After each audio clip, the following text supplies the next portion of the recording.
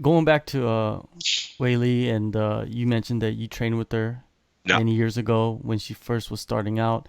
And I've the crazy part about her is I never have ever talked to her or yeah, actually met her. I've seen her fight twice live, and both times she's won titles. The right. first fight was TFC when she came to Korea and she fought for the strawweight title Wow, a few years back. I saw her get that win, get that title, and then I was beautiful.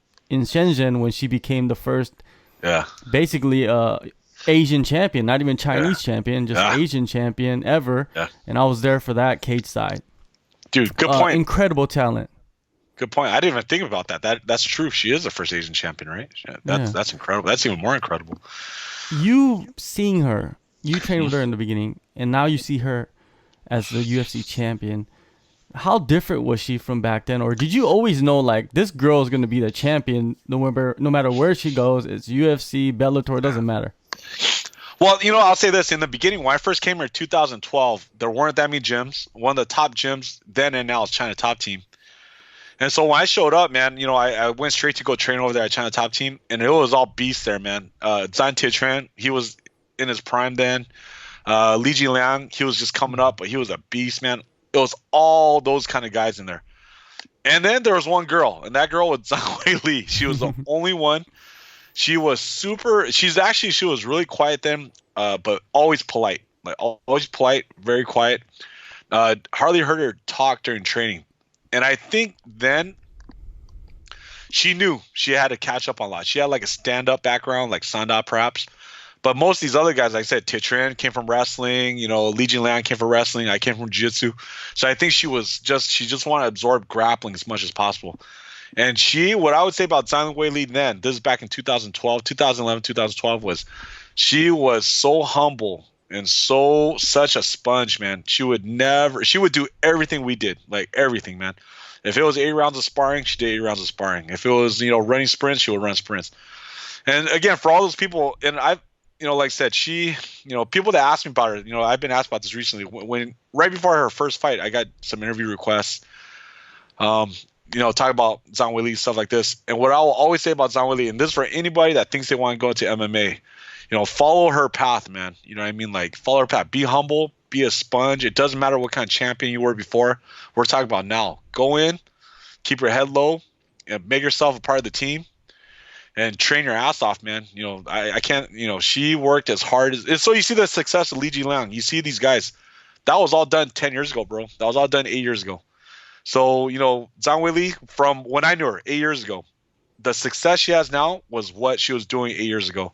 Training with the best guys possible, never complained. Incredible. And going further on that, like I said, so later on, I ended up hosting jiu-jitsu tournaments here in Beijing, and she came to one of them. And those when she might have already been the Korean champion at that. I'm not sure, but it was around that time. And same thing, man. She asked for no special treatment. She asked for no special rules. She entered the bracket and she just fought anybody that showed up, man. And now I'm 42, bro, and I'll tell you, man. I can say this now, like, and we see it with Conor McGregor. We see with some of these guys, like, confidence is 99% of this thing, man. Obviously you got to have skills, but true, real self confidence, you don't really see it, even at the UFC level. So I've worked as a fighter. I've worked as a coach. I've worked as a referee. I've worked as a judge. And John, I'm telling you now, like now at 42, like the ones that's truly special ones, they all train hard, they all work hard, but the truly special ones have this self confidence and self belief that even the top tier, the 99%, like they can't match it, and that's what makes Connor special. I think I've never met the guy, but that's what to me makes Zhang Weili special. She truly has a special self confidence. Like when she came, my tournament's a nothing tournament. It's just like a little regional tournament. She had everything to lose. Everybody knew who she was, and I think I tried to talk her out of it. Actually, I remember like she's like, "Hey man, I want to come to tournament." I was like, "Man, I don't know. People are going to be watching. It's a lot of pressure. There's no money involved." And she showed up. She fought a tough judo black belt. I think the judo black belt. I still remember the match. The judo black belt. I think she was trained by a national team coach, and she might have been national team herself. Zhang Weili ran at her, bro.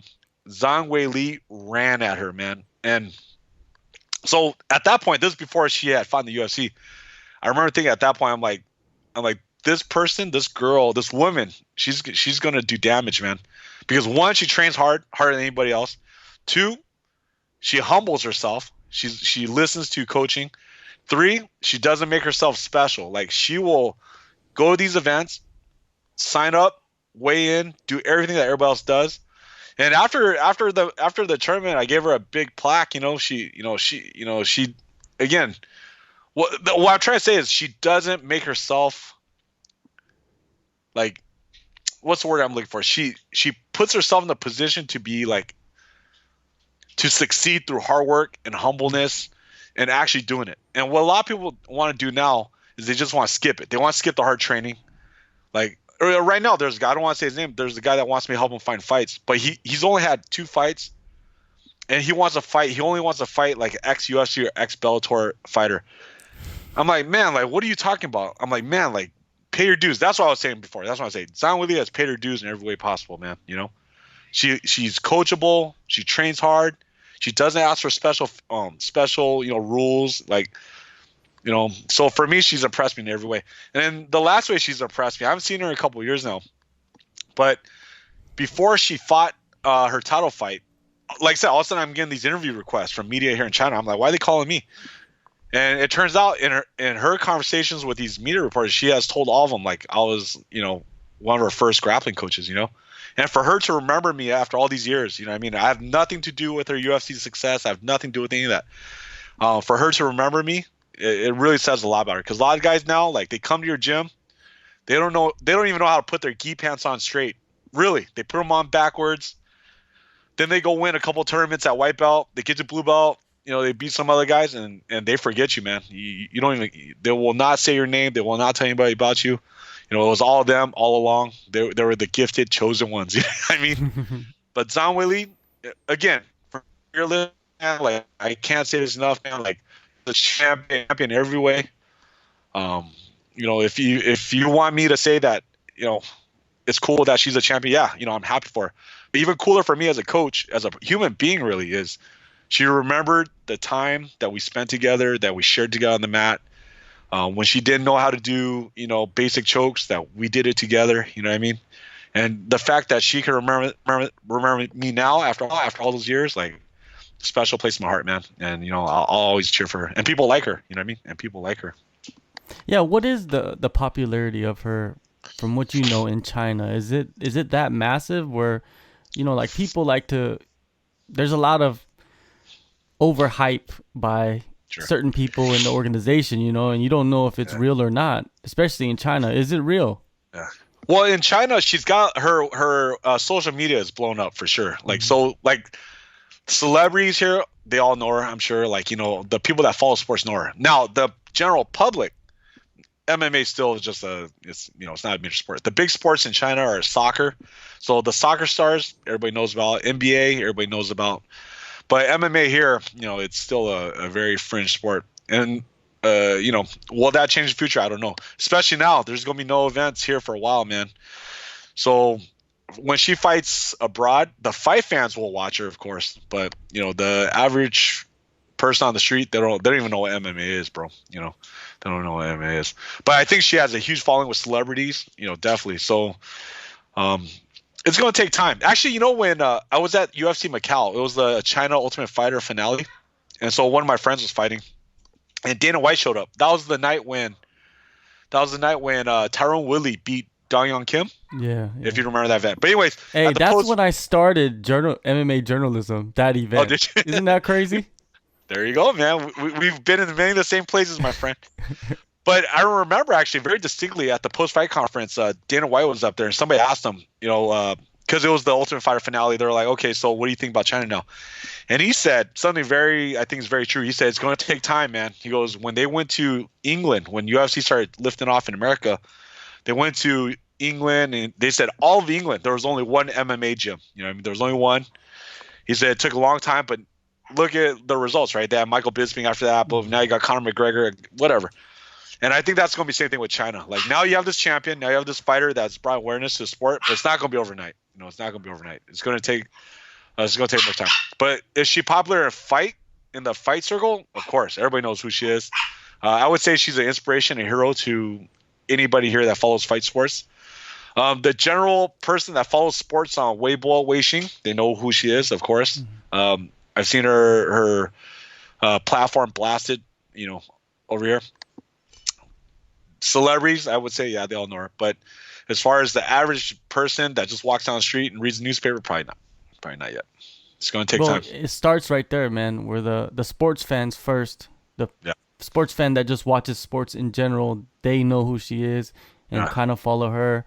That's where it starts. That's the middle point. Once you get there, then you get to the point where the whole country knows who you are. You're like on TV shows and that's when it's gonna blow up. And I think she's on her way. I think she'll be, in my opinion, I believe she'll be the first legend status, a fighter that's legend status. Yeah. She will be that person. I feel she has the skills, and she, like you said, she has the attitude, and the mental side is strong to where she'll have a long career. And I think that this is just the beginning for her. Well, I'll say that, going back to your question about this thing, and this is unprecedented, what she's going through, what we're all going through here, like as a fighter, because anybody, I don't care how cool they act, man, like everybody, like going through training camp, like I said, there's injuries, there's hunger, there's, exhaustion.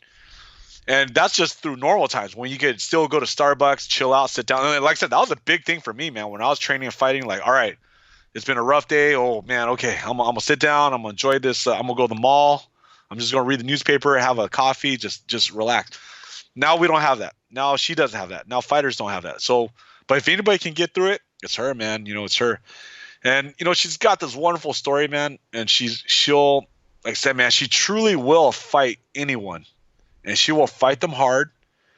And she's humble. She's polite, well spoken. So if that's not a recipe for being a superstar, a legend, then I don't know what is, Yeah, it's gonna be fun to see her journey, and hey, man, you're part of it, and you never know, in the future you could be part of it again. Who knows what's gonna happen? You never know. Funny things have happened throughout the years, but for yourself, Chinese MMA, you've seen it from when they were just beginning to now, and it's incredible. Your mind is blown by how fast, right? Well, for me, like I said, when I first came, like I said, I was at China Top Team, and it was like, you had these group of guys, and you're like, but back then they weren't really leaving China to fight. It was just starting here, you know what I mean? So and I had come from the scene in America, so right before I left America, I was training at Extreme Couture. So in the training room, you had Michael Chandler, Gray Maynard, you have these guys, the best of the best. So when I first came here, I was like, you could see, obviously, there's a drastic, pretty drastic difference in experience and whatever. But then you see the way these guys are training, man. And like I said, like Li Jingliang's that way too. Leech, like, he'll fight anybody, man. He will train anybody. He'll fight anybody.